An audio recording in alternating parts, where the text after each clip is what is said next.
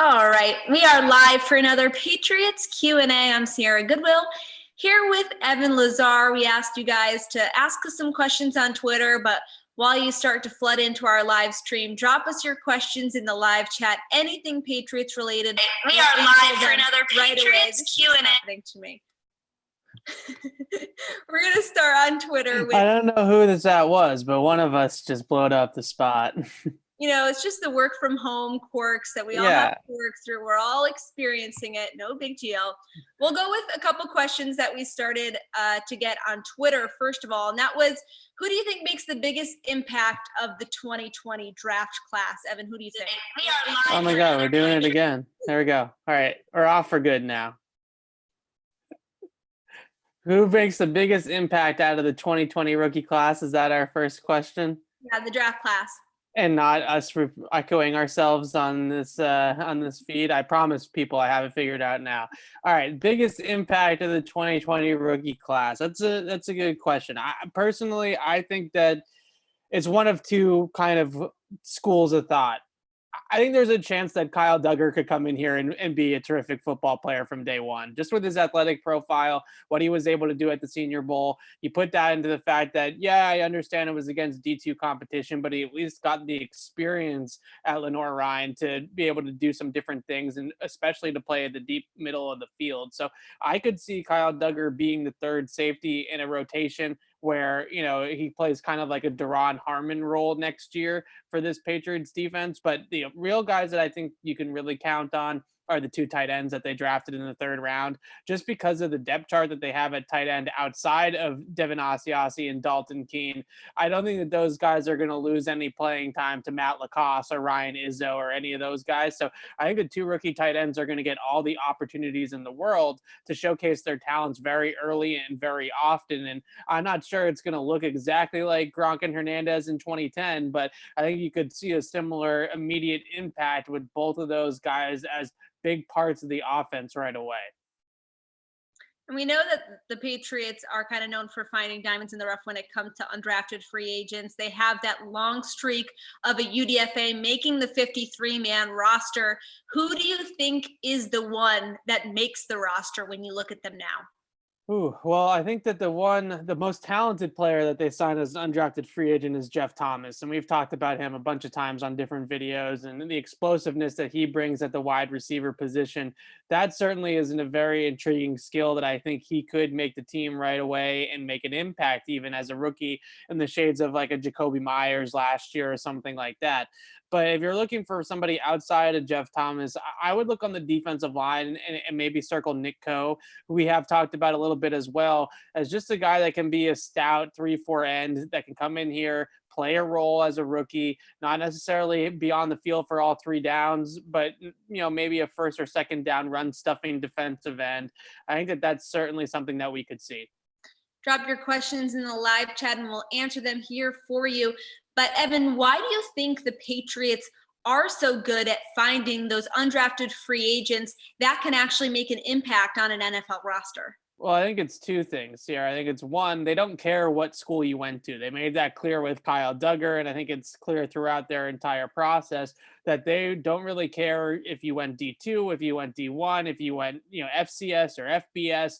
It really doesn't make a difference to them. So they just look at talent. They just look for somebody with talent. The other thing is that they do a really good job of scouting specific skill sets that were going to fit into their system and into their scheme. So you look at guys like JC Jackson, he had some off-field red flags that kicked him out of the draft, but you look in general just at his skill set and you see a very strappy man coverage cornerback that can play press man and do exactly what they want those guys to do at corner. And you put that together and you see, okay, that's the type of player that we need. They picked up Damien Harris, for instance, from Arkansas, the linebacker. He's basically a prototype of a Landon Roberts. He's got the same type of skill set, the same type of body type. So they see a guy like Harris and they say, okay, he can play this role just like Roberts did. And it's an easy transition for us or an easy projection for us. So I think that they were just a very sound scouting system in that they look for guys that fill roles and fill needs that they have. And then they don't kind of stray too far outside of those things.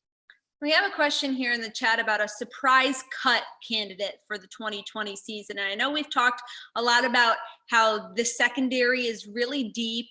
Do you think that it could come at that position, or where do you think that there could be someone cut, a veteran on this Patriots team for the upcoming season?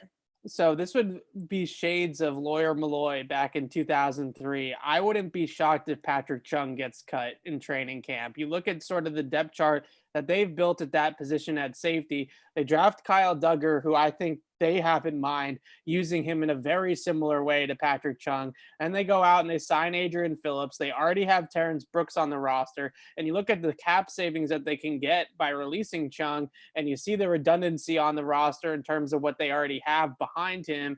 And he's a very important player for this defense. He plays multiple roles. He takes on multiple responsibilities. He's extremely stout against the run, as well as being able to play against the pass and man coverage. So there's a lot to love about Patrick Chung, but I just look at sort of the tea leaves here, and the writing is kind of on the wall for him to be out of here either this year or next year. And they could really use that cap space elsewhere to sign Duggar and make some other moves and have enough money to survive the season.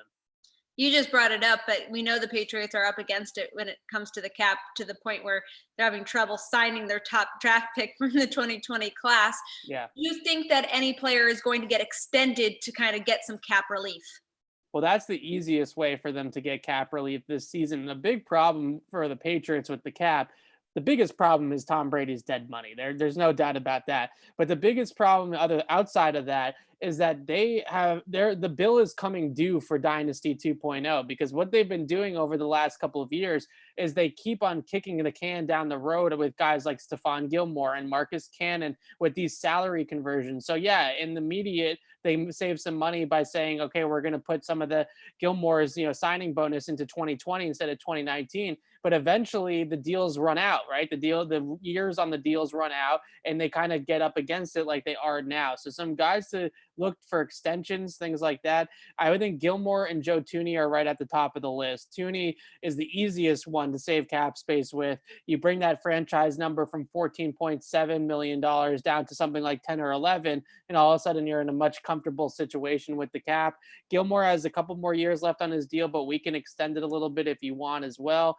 And then you can have him around the Defensive Player of the Year under contract for multiple seasons, maybe even to the rest of his career, because he's already 30 years old. So if you extend it from 2 more years, you can get him into like age 33 or 34. And then you have a situation where he's going to be a New England Patriot, hopefully for the rest of his career, and you save cap space in the short term as well. We have a couple of questions here in the chat concerning the offensive line, because obviously from looking at it, they're returning pretty much all their starters at the offensive line position, but Dante Scarnecchia is not the coach, and we know that the 2 years when he previously retired, the offensive line for the Patriots really faltered. How much will Scar not being there affect the offensive line as a whole?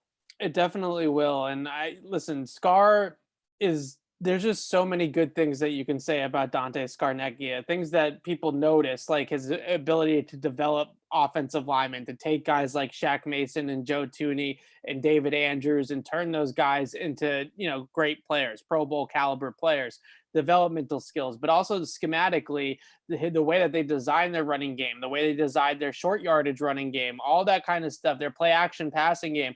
All those things are all Dante Scarnecchia fingerprints. He has his fingers on all of those types of things, the usage of the fullback, all that kind of stuff is all Scarnecchia. But they do have guys, that they have on the staff now that have been on the staff for a little while. And Carmen Basilio is really, I think, the name that you all don't know that should know. And he was an offensive line coach before he got to the Patriots at Youngstown State and a couple of other kind of landing spots around there. And then he finally, stuck here with the Patriots last year and was able to kind of, carve out that sort of role as well. And I think that they have some guys already in-house that they're going to be able to look at and say, okay, they'll be fine in this regard as well. So they have what I would assume is sort of a split between Brasilio and I think that they'll have a kind of an opportunity to not necessarily name an offensive line coach this year, but sort of have that Gerard Mayo, Steve Belichick approach of 2 guys kind of doing one man's job in the year after Scarnecchia, and hopefully someone will come away with it in the next couple of years. Absolutely. And we got another question here that says, can Sony be good again? And obviously that's referring to Sony Michel, Patriots running back. And this kind of insinuates that he wasn't good last season, which I don't necessarily agree with.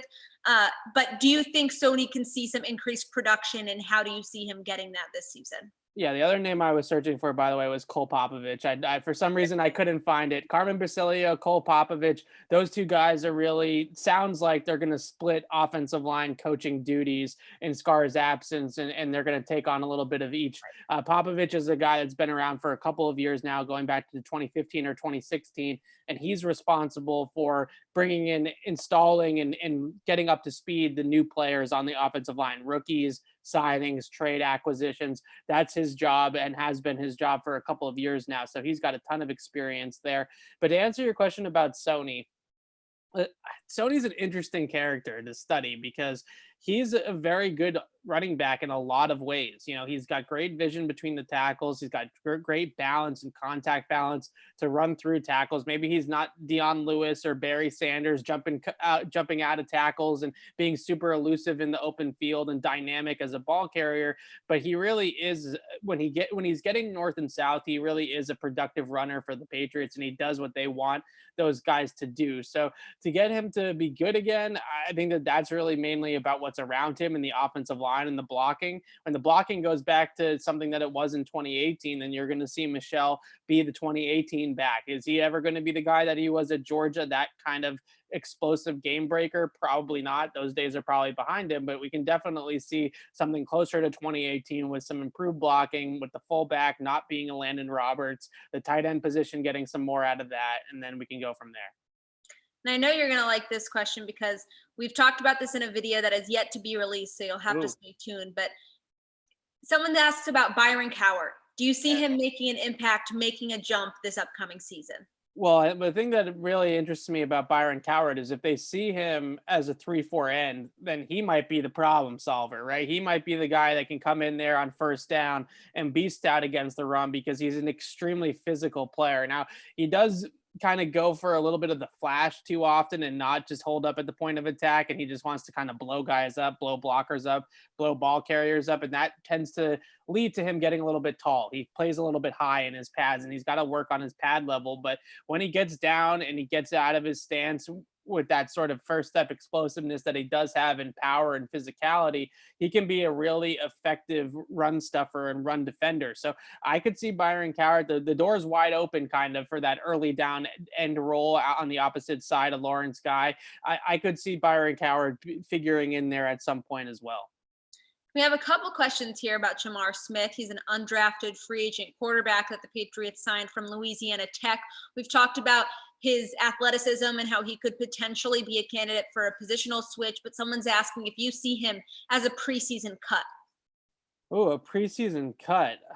I don't think so. I mean, I think that you said Jamar Smith, right? Sorry. Yes. Yeah, a preseason cut.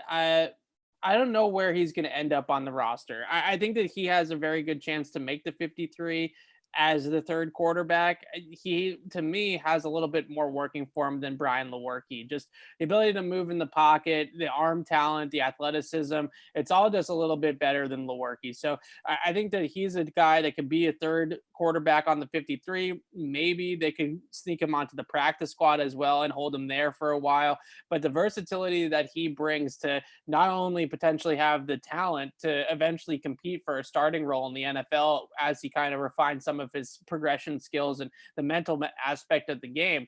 On top of that, he can also be a very good scout team quarterback because he does have that mobility. He does have that experience running read option plays and RPOs and things of that nature. So I think there's a lot of things that they can do there with him in some capacity that would be interesting to keep him around. It's just a question of, do they feel it's worth keeping him as taking up a roster spot, or do they try to sneak him onto the practice squad? Switching gears a little bit to the wide receivers group, we did do a full video resetting this wide receivers group on our website at clnsmedia.com, and you can also find it on our YouTube channel here if you want a little bit more in-depth analysis. But someone asked, do you see Nikhil Harry having a breakout year? I wrote about Nikhil Harry. I still think that he's going to have a breakout year. I really do. And the biggest reason why is that all you got to do with that type of guy, when you have that type of speed and explosiveness and athletic ability, just give him the basic tools and basic fundamentals of route running. And if you can put that together with his athleticism, I truly think that he can blossom in the NFL. You add to that also maybe a little bit more creative and better usage of his skill set, moving him into the slot, moving him around the line of scrimmage a little bit, getting him off the line so he can come in motion and do different things like that. I think that they are going to be able to open up the book a little bit more with Nikhil Harry now that he's not a rookie. He's been in year 2 in the system. So you add what he's doing with the footwork king and Justin Allen with his technique and with his route running, onto the fact that Josh McDaniels should have another year with him in the system now to kind of iron out some of the kinks to be able to move him around the formation a little bit more. I think Nikhil Harry can have a breakout second season. I think it's really up to him now whether or not he gets there. And sticking with this topic, obviously a lot of people were concerned with the way Tom Brady handled the rookie wide receivers last season, and that he wasn't super involved in getting them up to speed. At times he was quite frustrated because he didn't have veterans working around him. There was so much for these weapons of his to learn. Do you think that changes this year with Jarrett Stidham or penciled in as the Patriots quarterback? Do you think that these younger receivers will feel a little bit more comfortable easing into the game plan and learning the game plan with not Tom Brady, the GOAT, throwing them the ball? There's 2 off-season tropes that I just don't know if I'm 100% on board with. One is that one, and the other is the Patriots are now going to be this 1970s ground and pound running attack to take the ball out of the young guy's hands. I don't know if there's really a ton to be gleaned from the fact that now they're going to be working with maybe just a guy that's less stressful to work with. And I think that's the biggest thing that you can say about it, is that I don't know from a schematic standpoint or from what they're going to do offensively is if much is going to really change, and if the verbiage and the difficulty of the offense is really going to change now that it's Stidham versus Brady. But the one thing that it will change is that getting into that circle of trust is certainly going to be easier now than it was before. And I think with Brady, I've been watching that Michael Jordan documentary on ESPN, the 10-part series. It's very similar, right? Brady's not as berating and as aggressive as Jordan was, but it's a very similar mentality of, we just don't want to disappoint Michael. And the Patriots wide receivers just didn't want to disappoint Brady. He was like that father figure that I'm not mad, I'm disappointed type thing. And that's it was very scary for a lot of these guys. You could tell talking to like Jacoby Myers and Gunnar Olszewski in the locker room last year, they didn't know exactly what to say when they were asked questions about that. They wanted to be honest, but they also didn't want to throw Brady under the bus, and it was an uncomfortable situation.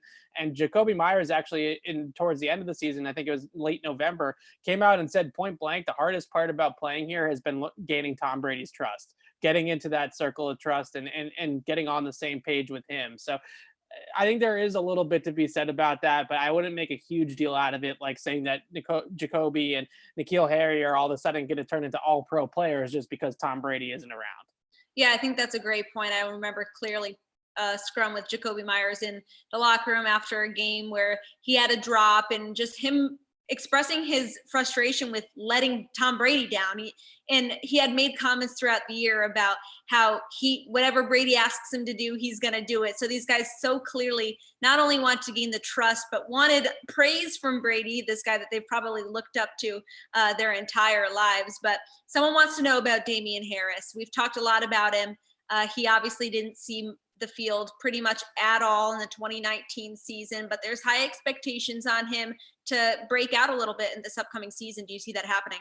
I hope it happens just so we stop getting the questions about Damien Harris. No, I'm just kidding. I think the biggest thing with Damien Harris is just playing time. It's just opportunities. He's going to have to make them put him on the field, and he's going to have to come out in camp and come out in the preseason games and say, you can't play Rex Burkhead over me anymore because I'm too good to do that. And that's going to ultimately be what it comes down to, is can Damien Harris force his way into a crowded depth chart? Sony Michel is going to get his snaps. James White is going to get his snaps. So it comes down to the Rex Burkhead, Brandon Bolden, that sort of combination of those three guys.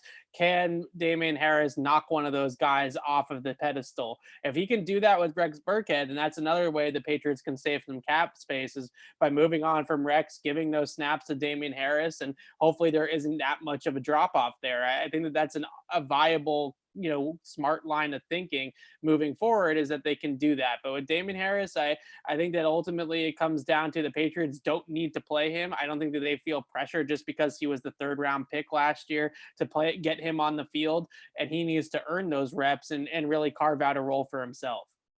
Well, for all of our Patriots coverage, check it out on our website at clnsmedia.com. Don't forget to also subscribe to our YouTube channels at Patriots Press Pass, and here on CLNS Media, we'll get you covered with all the Patriots content you could possibly need this offseason as we patiently await the beginning of the 2020 NFL season. Thanks for tuning in to our live Q&A. We'll see you again soon.